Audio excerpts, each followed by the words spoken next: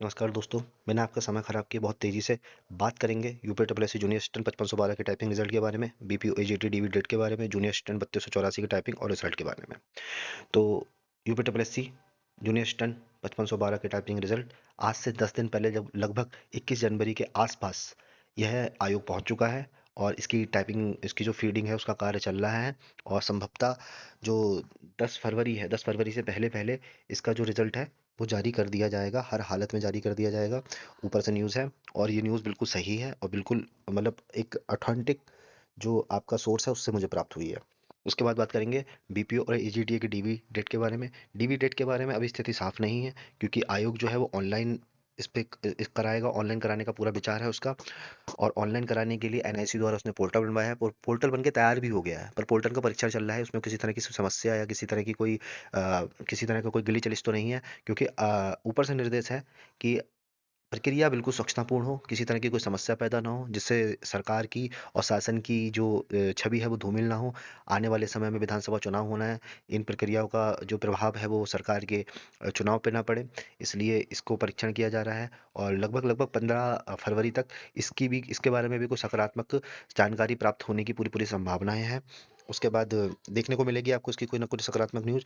उसके बाद बात करते हैं जूनियर असिस्टेंट 3284 के बारे में। जूनियर असिस्टेंट 3284 की जो टाइपिंग है उसके लिए मैं आपको बस एक ही सलाह दूंगा कि आप टाइपिंग जो है वो अभी से चालू कर दें। अगर आपके 55 से 60 के बीच में नंबर हैं तो आप टाइपिंग स्टार्ट कर दें।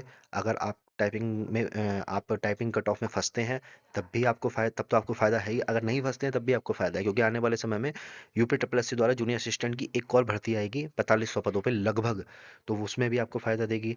और टाइपिंग जो है वो 1 या 1.5 महीने का खेल नहीं है।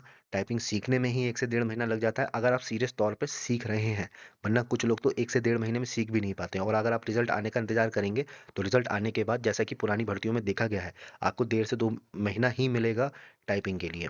और 1.5 से 2 महीने में टाइपिंग निकालना, ये एक स्पेशल जो गॉड गिफ्टेड लोग होते हैं उन्हीं के लिए पॉसिबल है। जो नॉन गॉड गिफ्टेड है उनके लिए पॉसिबल नहीं है। अगर आप टाइपिंग पहले से थोड़ी बहुत सीखे होंगे तो आप स्पीड निकाल लेंगे। बाकी ये है कि रिजल्ट की बात है तो रिजल्ट भी बहुत देर नहीं लगाएगा, जिस हिसाब से आयोग का पैटर्न देखा गया है पिछले कुछ 6 महीने में। और शासन द्वारा भी प्रक्रिया को तेजी से और जल्दी निपटाने के निर्देश दिए हैं। तो रिजल्ट जो है वो 1 से 1.5 या हो सकता है 2 2 महीने 2.5 महीने में आ जाएगा। बहुत बहुत हद 2.5 महीने में रिजल्ट आ जाएगा। और बहुत जल्दी कर दिया, अगर आयोग अपने पे आ जाए तो आयोग 1 महीने में भी रिजल्ट दे सकता है।